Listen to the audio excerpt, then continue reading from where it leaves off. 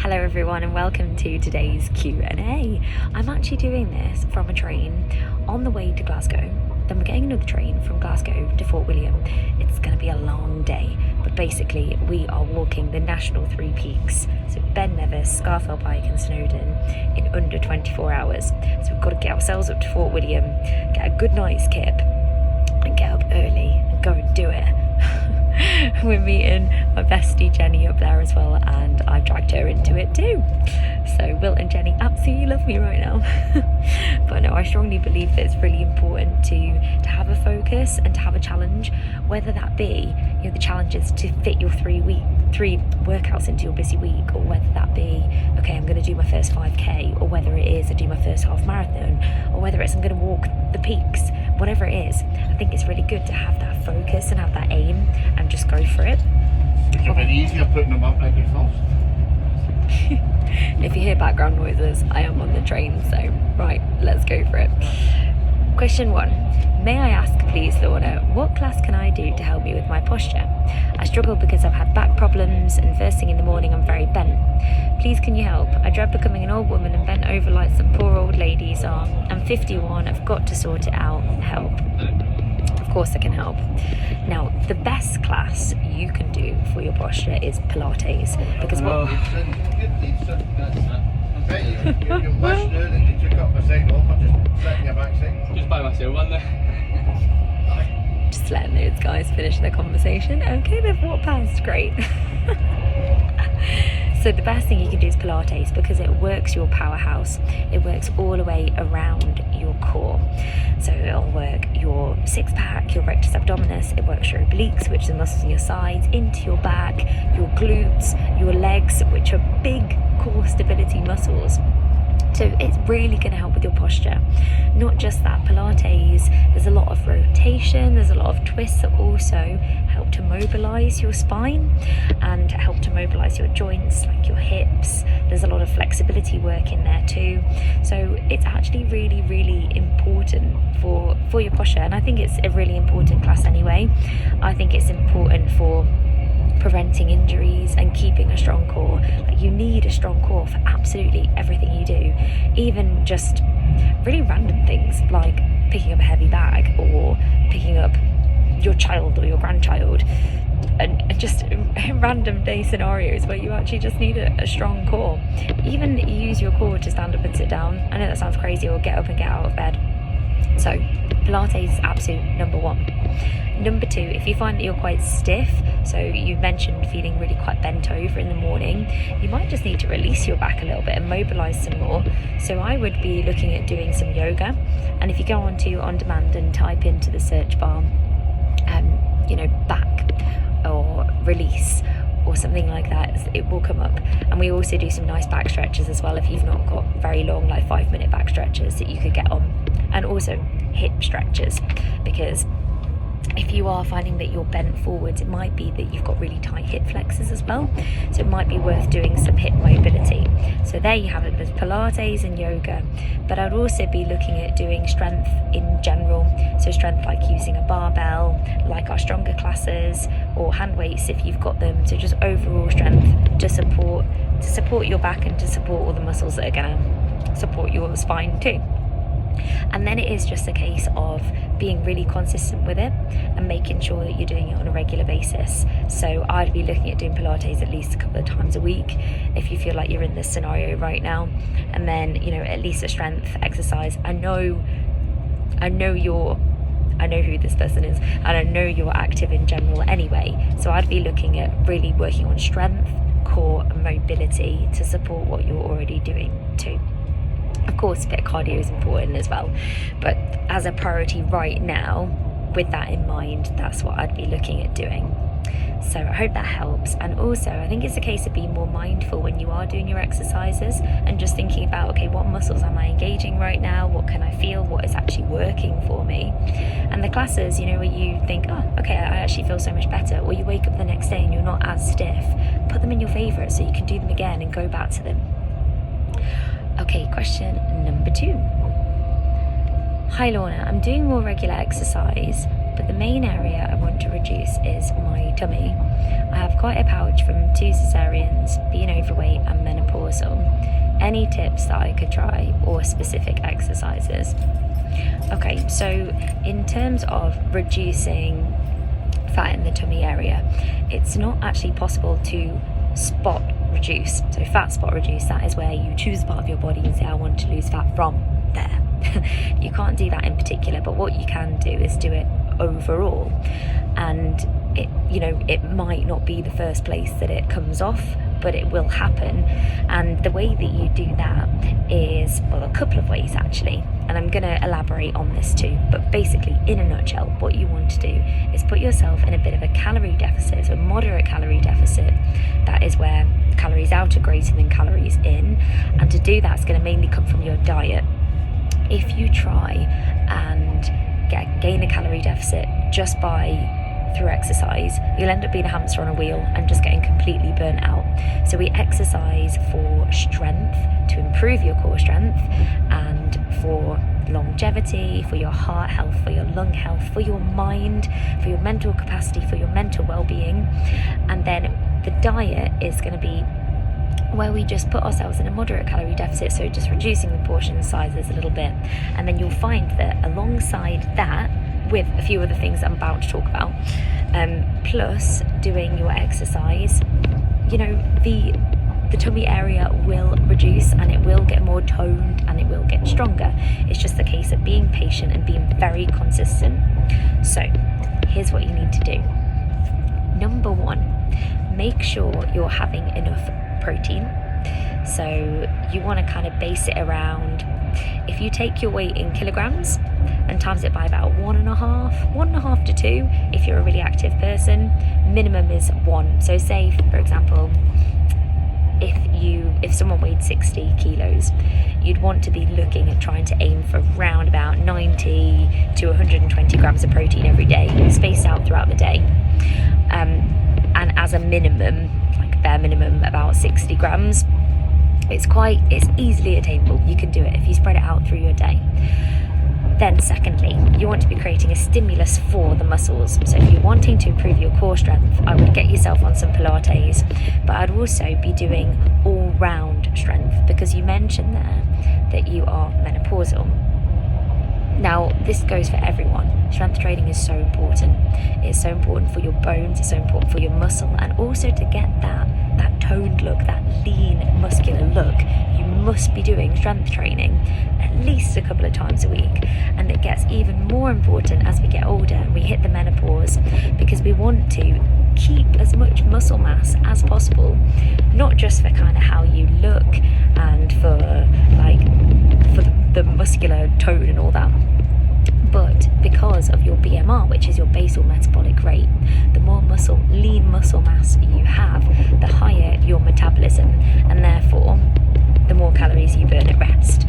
And that's important for, say, not having to massively reduce your portion sizes as we get older, and not getting that midsection weight gain, or being able to, maintain the figure that you want to maintain. So that is why we try and hold on to as much muscle mass as possible.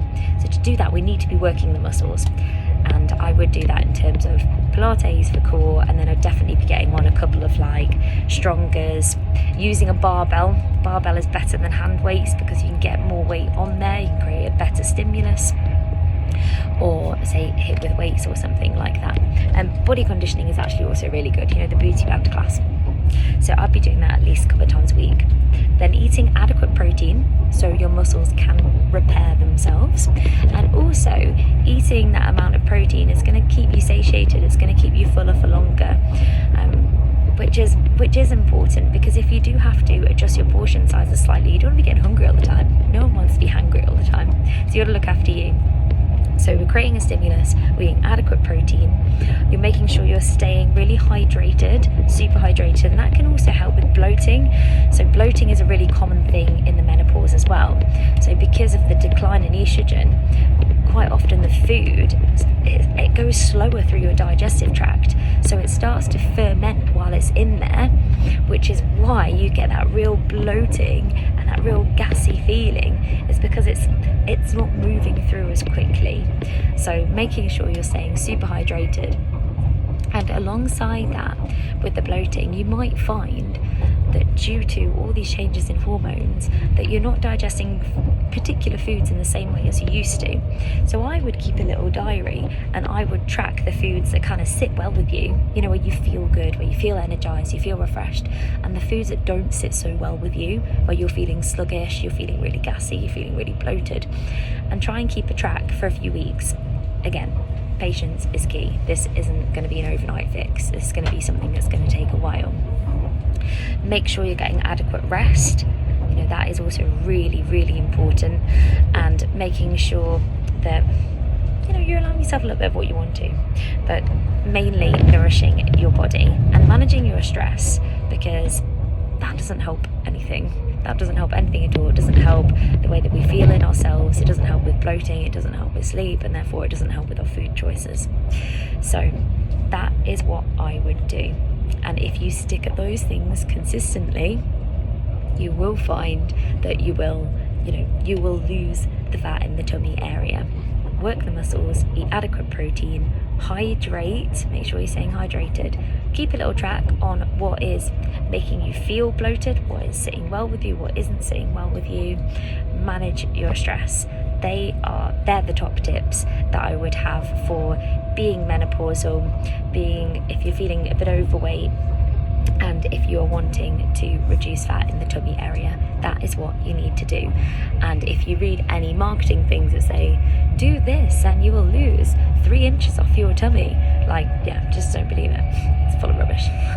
But that's what you need to do. It's the unsexy truth, and stay consistent at it.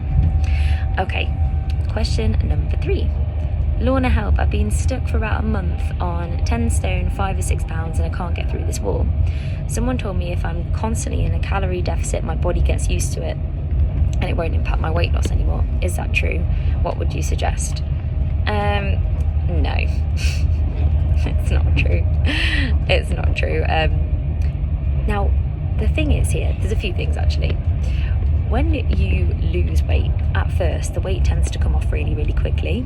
Like, 1, there's a little bit of water weight there, but 2, there is literally more of you. There is more mass of you. So you are going to lose weight quicker, like relatively faster. Your BMR is going to be higher because there is more of you. When you lose weight, obviously there is less of you. You are less of a person, as in physically, mass. So your metabolism in that way will slow. And of course, if you carry on doing your strength training, you're working your muscles, you can minimize that, but there is less of you and the weight will plateau. And that is where you just need to make those small adjustments. The worst thing that you could do, and what a lot of people do, is they hit the panic button and they think, oh my gosh, it's not working for me anymore, why am I even bothering? And then they just end up throwing it all out the window. But what you've got to do is just recognize what's actually happening here. And this also goes for if you weigh yourself, oh, the weight's gone up, and oh my gosh, what are we going to do? There's no point in even doing this anymore. I put so much work into it. So what you have to do is just think, okay. Oh, thank you. Thank you. Thanks. What you've got to do is think, okay, this is what's happened. I am now at a plateau, so I'm just going to make some sensible and small adjustments and use it like an experiment. So I would say what you need to make sure you're doing if you're on a weight loss journey and you've hit a plateau is 1, stay calm. It's okay, it's normal.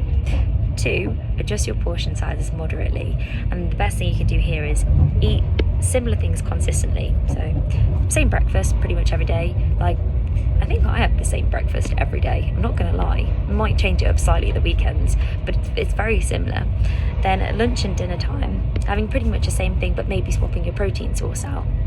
So one example of that would be, say at lunchtime, you might have a chicken salad one day, and then you might have a tuna salad another day.